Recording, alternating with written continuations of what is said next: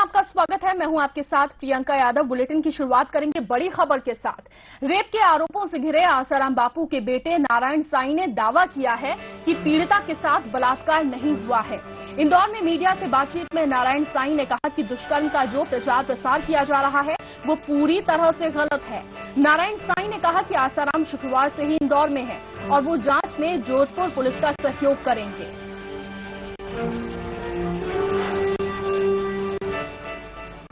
ये जो आरोप प्रत्यारोप जो भी हुआ है, कई विवाद लगे, उसमें से जैसे निकले हैं ऐसे ही आगे के इस प्रॉब्लम से इससे भी निकल जाएं। और ये तो बिल्कुल पक्की बात है कि जो हल्ला पूरी दुनिया में और भारत में किया जा रहा है, दुष्कर्म के आरोपी या रेप के आरोपी, मैं बिल्कुल 110% कहता हूं बलात्कार नहीं हुआ है, रेप नहीं हुआ है, बिल्कुल पक्की बात है। और न्यायपालिका का बापू सम्मान करते हैं, जांच में पहले भी सहयोग दिया है, अभी भी सहयोग देंगे।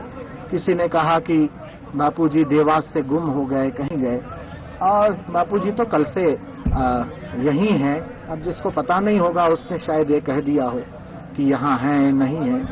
और जैसे ही स्वास्थ्य में थोड़ा सुधार होता है वैसे ही जोधपुर जाना पड़ा तो जोधपुर, और अगर यहाँ भी अगर पूछताछ के लिए जोधपुर पुलिस आती है तो उसका जोधपुर पुलिस का हार्दिक स्वागत है, वेलकम है। जो भी उनके क्वेश्चन है, प्रश्न है, वो बाकायदा आए, पूछे।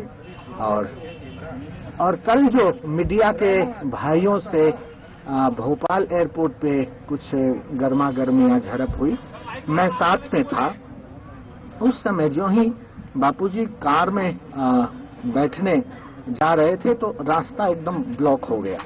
तो किसी भाई ने कहा, भाई रास्ता दे दो, रास्ता दे दो। मैंने भी हाथ जोड़ के प्रार्थना की, और उसमें अगर किसी मीडिया कर्मी को चोट आई है या अभद्र व्यवहार हुआ है तो मैं उसके लिए माफी चाहता हूं। कल सुबह भी भोपाल से दिल्ली के लिए जाना था, लेकिन बापूजी ने वो फ्लाइट कैंसिल कराई स्वास्थ्य के देखते। 27 तारीख को तो यहाँ इंदौर में समन मिला। उसके बाद फिर जन्माष्टमी का हर साल जो कार्यक्रम होता है वो किया। अचानक खबर मिली, हमारे ससुर जी देवकृष्णाणी केवल भोपाल का ही नहीं, पूरे मध्य प्रदेश का कार्य आश्रमों का, समितियों का वो देखते थे। आश्रम के स्तंभ थे पिछले 30 वर्षों से। तो केवल रिश्तेदारी में ही नहीं, उनकी सेवा तन मन धन से, उनका समर्पण, और बापूजी को उससे काफी गहरा आघात लगा। वो कार्यक्रम सूरत का आधा छोड़कर भोपाल आए। और फिर 30 तारीख को सुबह थोड़ा स्वास्थ्य कार्यक्रमों के चलते नरम गरम रहा तो टिकट कैंसिल कराई। फिर भी बापूजी का दिल्ली होते हुए जोधपुर पहुंचने का बिल्कुल मन था, लेकिन पहुंचते पहुंचते थोड़ा काउंटर वगैरह क्लोज हो गया तो यहाँ आए। तो बापूजी कहीं भागे नहीं हैं, अंडरग्राउंड हुए नहीं, और उसका तो सवाल ही नहीं होता। और जो भी जांच होगी उसमें।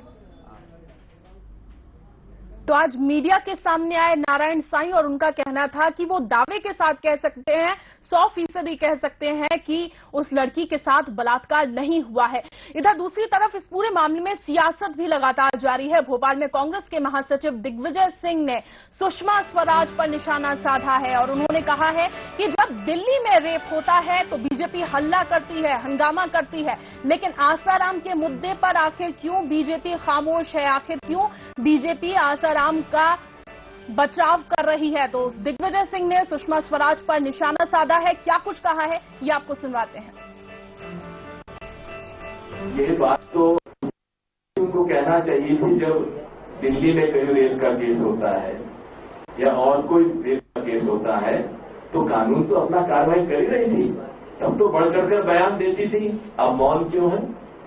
आसाराम बापू के प्रकरण में कोई बोले तो बीजेपी आखिर चुप क्यों है, इस मुद्दे पर क्यों कुछ नहीं बोल रही है, ये निशाना साधा है दिग्विजय सिंह ने सुषमा स्वराज पर। जब ये बात सुषमा स्वराज तक पहुंची, क्या कुछ प्रतिक्रिया उन्होंने दी, ये आपको सुनवाते हैं।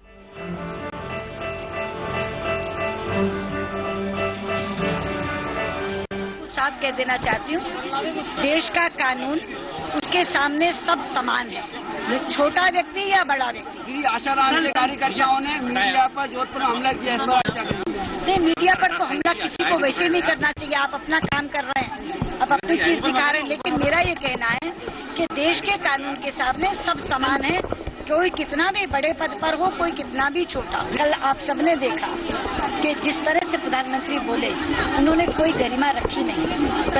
प्रमुख प्रतिपक्षी दल पर जिस तरह उन्होंने वार किया, वो शोभा नहीं देता किसी तरह।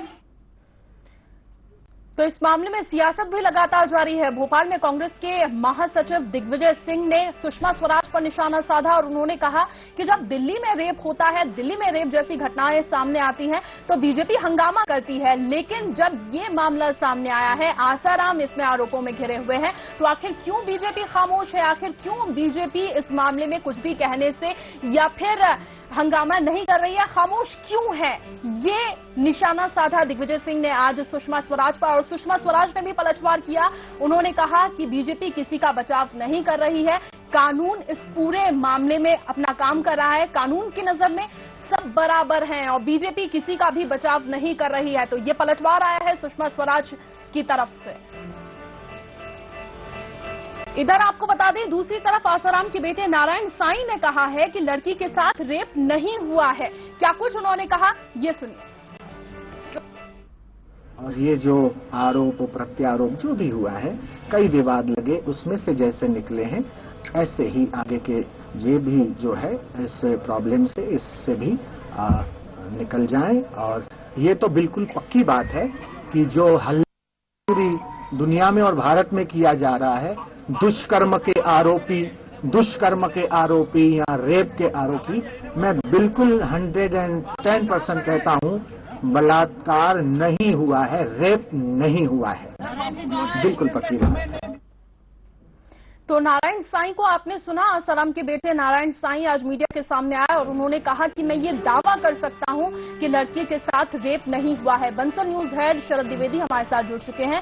शरद जी, नारायण साईं का दावा है कि लड़की के साथ बलात्कार नहीं हुआ है, दूसरी तरफ बीजेपी के उमा भारती की अगर बात की जाए, वो भी बचाव कर चुकी हैं आसाराम बापू का, साथ ही बीजेपी के दूसरे नेता भी बचाव कर चुके हैं। ऐसे में नारायण साईं का ये दावा कितना बड़ा साबित हो सकता है? ये काफी एक जो उन्होंने जो बात कही है नारायण साईं ने, ये चीज पहले भी ये बात मसला उठा था जब जांच की प्रक्रिया चल रही थी। तो पहले ये बात सामने आई थी कि जो जोधपुर पुलिस है वो दुष्कर्म का मामला दर्ज नहीं कर रही है, 376 के तहत मामला कायम नहीं कर रही है, ये बात सामने आई थी। हालांकि बाद में जब कुछ दबाव भी पड़े और आरोप किस पर भी सुनाई दिए, तो ये बात कही गई कि ऐसा बिल्कुल नहीं है कि दुष्कर्म का मामला दर्ज नहीं किया जा रहा है। लेकिन नारायण साईं ने आज उनके जो पुत्र हैं आसाराम बापू के, उन्होंने जिस कन्विक्शन के साथ और जिस आत्मविश्वास के साथ ये बात की है, तो ये काफी महत्वपूर्ण बात है। हालांकि कानूनी और मेडिकल एग्जामिनेशन ही जो है वो आधार बनते हैं सारी चीजों का, लेकिन फिर भी जिस तरीके से उन्होंने और पुरजोर तरीके से दो बार जोर देकर ये बात कही कि दुष्कर्म के आरोपी ऐसा करके बापू को प्रचारित किया जा रहा है या उसके खिलाफ मुहिम चलाई जा रही है, तो मैं 110% ये बात जोर देकर कहता हूं।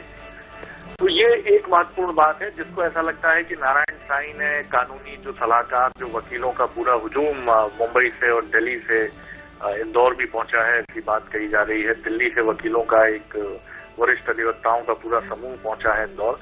तो एक लाइन ऑफ एक्शन जो तय होता है प्रियंका, वो लाइन ऑफ एक्शन ऐसा लगती है विचार विमर्श के बाद तय करने की जो बात है, और वो भी अभी भी इंदौर के आश्रम में यही सिलसिला चल रहा है कि आखिर अगर बापू जोधपुर पुलिस जो कि तक पहुंच ही चुकी होगी इंदौर, तो जोधपुर पुलिस से पूछताछ के दौरान आखिर बापू को अपना बयान किस लाइन पर रखना है और किस लाइन पर अपना पक्ष रखने हुए अपने बचाव की कोशिश करनी है, इस तरफ ये बात दिखती है।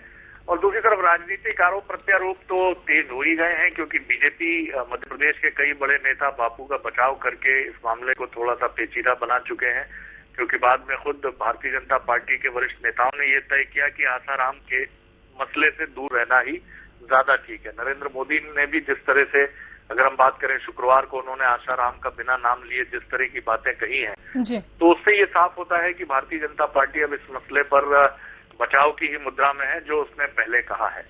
प्रियंका, बिल्कुल, बहुत शुक्रिया शरद द्विवेदी जी हमारे साथ जुड़ने के लिए। और यही आरोप कांग्रेस के राष्ट्रीय महासचिव दिग्विजय सिंह ने भी लगाए हैं। आज उन्होंने सुषमा स्वराज पर निशाना साधा और कहा कि आखिर क्यों आसाराम के मुद्दे पर बीजेपी खामोश है। आपको बता दें कि आज नारायण साईं ने ये बात कही है। उन्होंने कहा है कि आसाराम भागे नहीं है, साथ ही ये दावा भी किया है कि लड़की के साथ रेप नहीं हुआ है।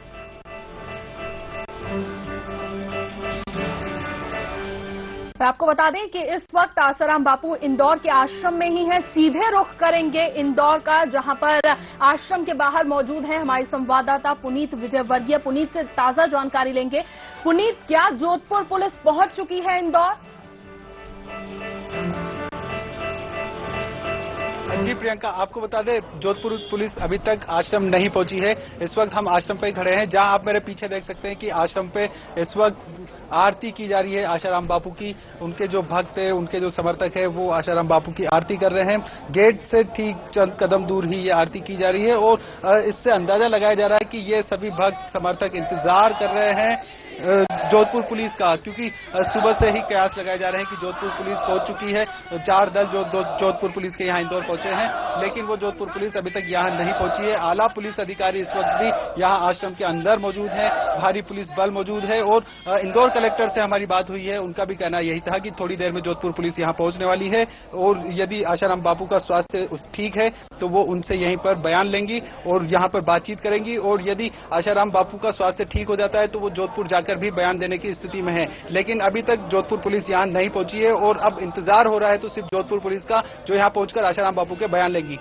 प्रियंका, बिल्कुल। साथ ही पुनीत, खबर ये भी है कि आसाराम बापू की तबीयत खराब है। स्वास्थ्य खराब होने की वजह से ही वो जोधपुर नहीं जा सके हैं। तो आपसे जानना चाहेंगे, क्या डॉक्टर्स की टीम भी यहाँ पर मौजूद है आश्रम के अंदर?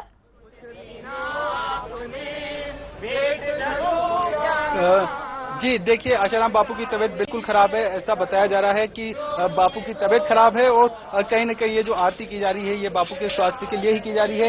एक एम्बुलेंस यहाँ पर मौजूद है, डॉक्टर्स की टीम भी यहाँ मौजूद है जो लगातार बापू के जो स्वास्थ्य है उस पर नजर बनाए रखी हुई है और बापू का जल्द से जल्द स्वस्थ हो जाए उनके लिए भी ये प्रार्थना यहाँ की जा रही है। अभी हाल ये आरती की है, जैसा कि आप देख चुके हैं, हमारे दर्शकों ने भी देखा कि बापू की आरती की गई और यहाँ पर लगातार भजन कीर्तन भी किया जा रहा है। जो उनके भक्त है, जो उनके समर्थक हैं, भजन कीर्तन कर रहे हैं। यहाँ ग्राउंड में बैठकर ही भजन कीर्तन कर रहे हैं, जबकि अंदर एक काफी बड़ा पंडाल है जहाँ पर हमेशा भजन कीर्तन होता है, जहाँ पर हमेशा प्रवचन होते हैं। उस पंडाल की जगह आज यहाँ खुले मैदान में भजन कीर्तन किया जा रहा है। प्रियंका, बस इंतजार हो रहा है यहाँ पर जोधपुर पुलिस का। हालांकि डॉक्टर जो बापू हैं उनकी तबीयत खराब होने की बात बताई जा रही है। साथ ही जो उनके बेटे नारायण स्वामी है उन्होंने ये बात कही थी कि प्रवचन करते समय भी कई बार उन्हें उस तरह की समस्या आती है जिस कारण उन्हें प्रवचन भी बीच में छोड़ने पड़ते हैं। तो वही समस्या से वो इस वक्त भी जूझ रहे हैं। कल रात से वो इस समस्या से जूझ रहे हैं। जब से उनके समधी की देहांत हुई है तब से वो इस समस्या से जूझ रहे हैं और उसके चलते ही कल जब वो दिल्ली जाने वाले थे भोपाल एयरपोर्ट से, वो दिल्ली न जाते हुए इंदौर पहुंचे हैं और तब से इंदौर में ही वो आश्रम में स्वास्थ्य लाभ ले रहे हैं। प्रियंका, बिल्कुल, बहुत शुक्रिया पुनीत विजयवर्गीय इन तमाम जानकारियों के लिए। लगातार आपसे अपडेट्स हम लेते रहेंगे। आपको बता दें कि आसाराम का स्वास्थ्य ठीक नहीं है, इंदौर आश्रम में है वो इस वक्त। और जैसा कि अभी हमने आपको तस्वीरें दिखाई, उनके समर्थकों ने उनकी आरती भी की है और यहां पर समर्थकों का भारी हुजूम भी उमड़ा हुआ है और कुछ ही देर के बाद जोधपुर पुलिस भी यहां पर पहुंचने वाली है। आपको बता दें कि इससे पहले भोपाल में नारायण साईं मीडिया के सामने आए थे और उन्होंने कहा था क्योंकि आसाराम का स्वास्थ्य खराब है इस वजह से वो जोधपुर नहीं जा पाए हैं, लेकिन वो पूरा सहयोग करेंगे। पुलिस जो भी पूछताछ उनसे करेगी उसमें पूरा सहयोग उनकी तरफ से किया जाएगा।